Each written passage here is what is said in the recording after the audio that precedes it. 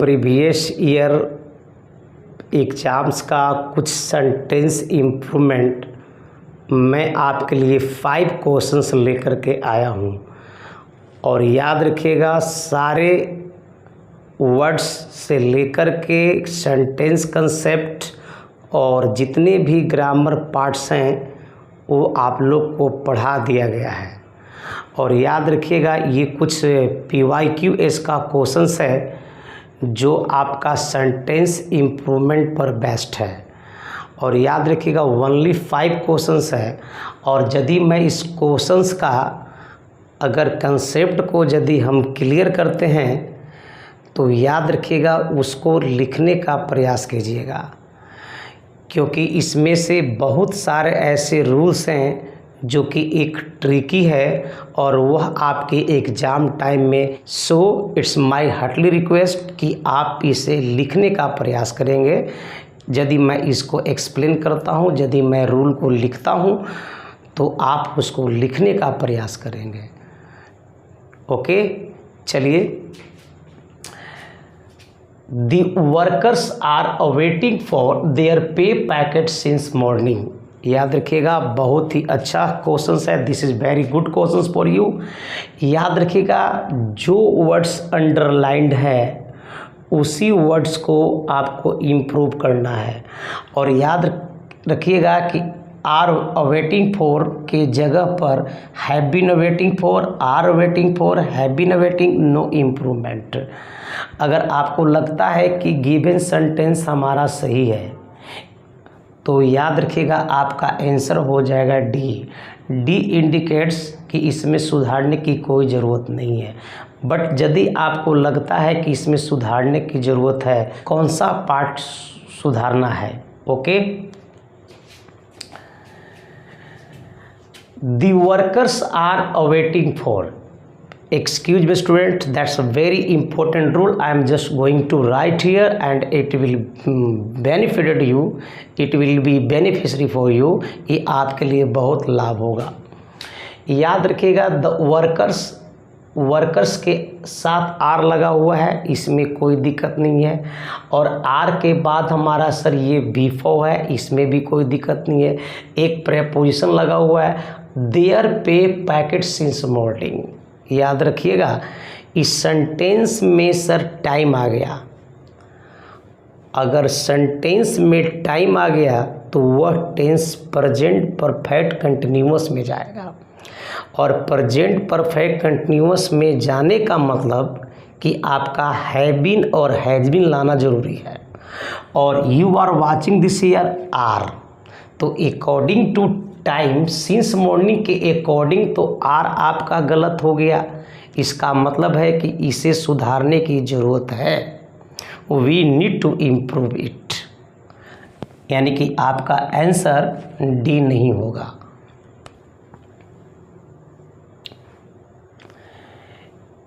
इसलिए डी नहीं होगा क्योंकि यहाँ पर ये टाइम दिया हुआ है और टाइम के अकॉर्डिंग ये हमारा टेंस फिट नहीं हो रहा है। The workers are awaiting for, याद रखिएगा हैव बीन, ये रहा हैव बीन और ये रहा हैव बीन। और आर वेटिंग फॉर, हो सकता है कि वेटिंग के साथ यहाँ पर फॉर दिया हुआ है। तो लिसन टू मी केयरफुली। एक वर्ड आपके पास होता है अवेट। याद रखिएगा, एक अवेट वर्ड है जिसका मतलब होता है सर टू वेट फॉर। याद रखिएगा, to wait for, to wait for. अगर हम अवेट का इस्तेमाल करते हैं तो हमारा प्रेपोजिशन फॉर का प्रयोग नहीं होता है। Okay, understand this point clearly.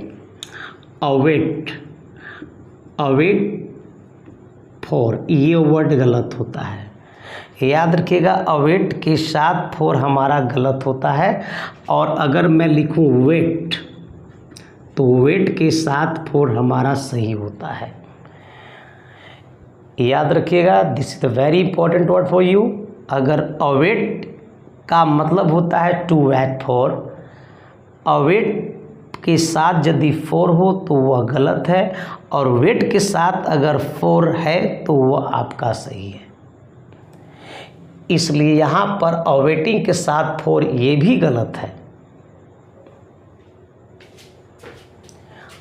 Awaiting के साथ फोर ये भी गलत है, और यहाँ भी गलत है। तो इसका मतलब है कि हैव बीन अवेटिंग, अवेटिंग के साथ फोर लगा हुआ है तो ये आउट हुआ, और हैव बीन अवेटिंग और आर वेटिंग फॉर आर नहीं होगा, क्योंकि सर यहाँ पर हमारा टाइम दिया हुआ है तो बी आउट हुआ। याद रखिएगा आपका जो आंसर हो जाएगा वो हो जाएगा C, C will be right answer. Okay, second question, I can tackle this problem which with all its complications have confused me। याद रखिएगा इस पर हैव पर अंडरलाइन दिया हुआ है, याद रखिएगा। I cannot tackle this problem, ये अपने आप में एक सेंटेंस रहा। which, याद रखिएगा इसके पहले सर एक सेंटेंस है। Just to do parsing here, subject के बाद कैन मॉडल, और मॉडल के साथ हमारा जो वर्ब है टैकल, ये हमारा V1 है जो कि सही बैठा हुआ है, और दिस प्रॉब्लम सर याद रखिएगा ये टैकल का ऑब्जेक्ट हुआ। ओके, याद रखिएगा एक हैव वर्ब हुआ, यहाँ पर जो हैव है एक वर्ब है, हालांकि हैव कन्फ्यूज्ड है लेकिन हैव पर दिया हुआ है। तो हैव, क्या यहाँ पर ये हैव सही है? तो अगर ये हैव है यानी कि वर्ब है तो इसका सब्जेक्ट तो होगा। तो अगर आपको लगता है कि सर इसका सब्जेक्ट कॉम्प्लिकेशंस है तो कॉम्प्लिकेशंस तो प्लूरल नंबर में है, और यदि ये प्लूरल नंबर में है तो आपका हैव यहाँ पर तो सही होना चाहिए। लेकिन just I teach you a rule, याद रखिएगा प्रेपोजिशंस के बाद अगर हमारा नाउन या प्रनाउन है तो वह ऑब्जेक्ट केस में आएगा। Listen to me carefully, prepositions के बाद यदि नाउन या प्रनाउन आएगा तो वह आपका ऑब्जेक्ट केस में रहेगा, और ये कभी सब्जेक्ट नहीं बन सकता है क्योंकि ये प्रेपोजिशन का ऑब्जेक्ट होता है। यदि आप समझते हैं कि कॉम्प्लिकेशंस हमारा सब्जेक्ट है, वाकई में नाउन है, और noun can be a subject और pronoun can be a subject, there are two only, सिर्फ दो ही है जो आपका सब्जेक्ट बन सकता है, या तो वो नाउन होगा या वो प्रनाउन होगा। लेकिन यहाँ कॉम्प्लिकेशंस नाउन है, लेकिन इस नाउन के पहले याद रखिएगा एक प्रेपोजिशन लगा हुआ है, और याद रखिएगा ये जो नाउन है इस प्रेपोजिशन का ये ऑब्जेक्ट है। अगर ऑब्जेक्ट है तो फिर ये सब्जेक्ट नहीं बन सकता है। अब सब्जेक्ट नहीं बनेगा तो ये हैव का सब्जेक्ट आखिर कौन है? तो हैव का सब्जेक्ट है वह सर आपका विच है। तो याद रखिएगा सर विच के अकॉर्डिंग ये तो प्रेजेंट है तो हैड नहीं, विल हैव नहीं, सर सुधारने की इसको ज़रूरत है तो सर डी नहीं, your answers will be A will be right answer. Okay, my friend would have missed the train if he had not hurried. याद रखिएगा स्टूडेंट्स ये थर्ड क्वेश्चन है और ये आपका टेंस बेस पर है। My friend would have missed the train if he had not hurried. Would have missed के जगह पर क्या आएगा? वुड मिस्ड होगा, वुड मिस होगा, या हैड मिस्ड होगा, या हो सकता है कि इसको सुधारने की कोई ज़रूरत ही नहीं है। तो याद रखिएगा if plus subject plus V1 या V5 plus object subject plus will plus V1। Students please listen to me carefully, याद रखिएगा अगर सेंटेंस में दो फाइनाइट वर्ब्स होते हैं तो सेंटेंस दो होते हैं। अगर सेंटेंस में अगर सर एक फाइनाइट वर्ब होता है तो सेंटेंस एक होता है, उसमें कंजंक्शन की आवश्यकता नहीं है। और अगर सेंटेंस दो है तो उसमें कंजंक्शंस एक आएगा, दो वर्ब्स होंगे। अगर सर किसी सेंटेंस में अगर आपको तीन फाइनाइट्स वर्ब दिखाई देता है तो सेंटेंस की संख्या 3 होती है और कंजंक्शन की संख्या 2 होती है।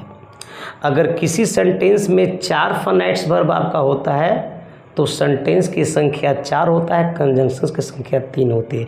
याद रखिएगा। और याद रखिएगा यदि शुरुआत में कंजंक्शंस अगर है, अगर सेंटेंस के स्टार्टर में कंजंक्शन से अगर सेंटेंस शुरू होता है तो याद रखिएगा बीच में आपको कॉमा लगाना ज़रूरी होता है।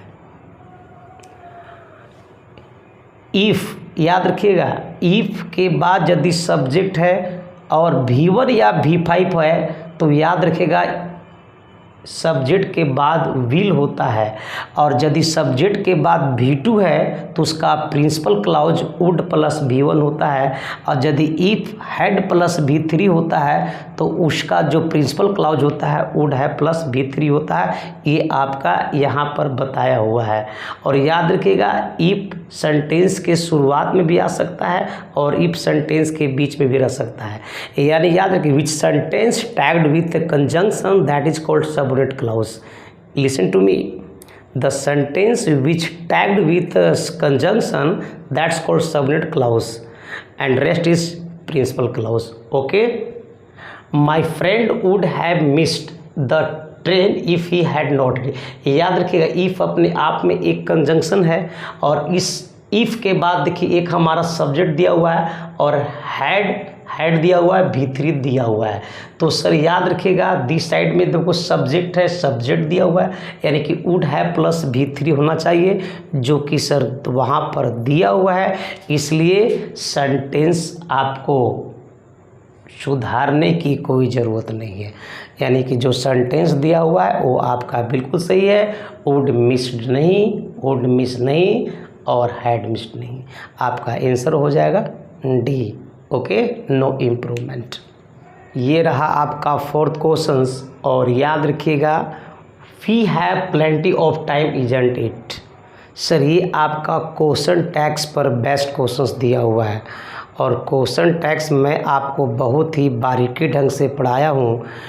टैक्स बनाने के लिए सेंटेंस का सिचुएशन देखना होगा। यदि सेंटेंस हमारा पॉजिटिव है तो टैक्स हमारा निगेटिव होगा, और यदि सेंटेंस हमारा निगेटिव है तो टैक्स हमारा पॉजिटिव होगा। Please look at this. Sentence यदि पॉजिटिव हो तो टैक्स हमारा निगेटिव होगा, और सेंटेंस यदि निगेटिव हो तो टैक्स हमारा पॉजिटिव होता है। और याद रखिएगा निगेटिव का मतलब हुआ कि आपको पहले ऑक्सिलरी वर्ब निकालना है, उसमें नॉट लगाकर उसको कॉन्ट्रैक्ट कर देना है, उसको एब्रिएटेड बना देना है, संक्षेप कर देना है उसको। जैसे डू नॉट नहीं डोंट, डज नॉट नहीं डजंट, हैव नॉट नहीं हैवंट, कैन नॉट नहीं कांट, लाइक दैट। और अगर पॉजिटिव बनाना हो तो ऑक्सिलरी वर्ब के बाद सब्जेक्ट रखना है और इंट्रोगेटिव साइन दे देना है sir. Okay, we have plenty of time. याद रखिएगा this sentence is already positive तो टैक्स विल बी नेगेटिव। अब नेगेटिव में याद रखिएगा यहाँ पर इजंट इट तो दिया हुआ है। अगर इजंट इट दिया हुआ है तो इसमें जो सब्जेक्ट डिपार्ट कर रहा है, सब्जेक्ट इट कहाँ से आया आखिर? तो याद रखिएगा सर इट सब्जेक्ट नहीं है, चूँकि इसका सब्जेक्ट तो वी है तो फिर इट आने का कोई चांस नहीं है। तो याद रखना डी आउट हुआ, क्योंकि हमको सुधारने की ज़रूरत है। और इजिट याद रखिएगा सर ये पॉजिटिव है, ये पॉजिटिव तो ये नहीं होगा, और ये पॉजिटिव तो ये नहीं होगा। आपका आंसर हो जाएगा A. We have plenty of time, haven't we. Okay, ये आपका 5 क्वेश्चंस है जो कि लास्ट हो गया। याद रखिएगा until he does not ask for an apology I am not going to reinstate. याद रखिएगा सबसे पहले याद रखना सर अनटिल एक कंजंक्शन है। अनटिल और अनलेस याद रखिएगा अक्सर आपको परेशान करेगा। याद रखिएगा बोथ आर कंजंक्शंस, दोनों कंजंक्शंस होते हैं। अनलेस भी एक नेगेटिव वर्ड होता है और आपका अनटिल भी एक नेगेटिव होता है। न तो अनटिल के साथ नॉट होगा और ना ही सर अनलेस के साथ नॉट होगा, याद रखिएगा। और अनटिल और अनलेस दोनों फ्यूचर में कभी प्रयोग नहीं होते हैं, दोनों अक्सर आपको प्रेजेंट इंडिफिनिट में दिखाई देंगे। याद रखिएगा अनटिल टाइम एक्सप्रेस करता है और अनलेस आपका कंडीशन एक्सप्रेस करता है। याद रखिएगा अनटिल के साथ देखिए यहाँ पे नॉट लगा हुआ है जो कि सर वो गलत है। अब गलत है तो याद रखिएगा हमारा डी आउट हुआ पहले, क्योंकि गलत है तो सुधारना है। याद रखिएगा अगर नॉट को हटाइएगा तो डज भी अपने आप से बाहर हो जाएगा, अब बाहर हो जाएगा तो डज तो आएगा नहीं, याद रखिएगा। और याद रखिएगा एक मेरा आस्क्ड है और just I have taught you कि अनटिल और अनलेस वह ज़्यादातर प्रेजेंट इंडेफिनिट होते हैं, सो आस्क का कोई चांस नहीं है। याद रखिएगा आपका आंसर हो जाएगा C, until he ask for an apology I am not going to reinstate. Okay, so आपका जो आंसर हो जाएगा वो हो जाएगा सी, करेक्ट।